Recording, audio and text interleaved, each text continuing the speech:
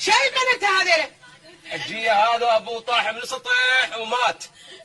مات موتة ابوي بعد مات. شنو يعني كلنا اهلنا بتموت، كلنا بنموت؟ يعني احنا عزنا محزنه قاعد يقول لنا احرق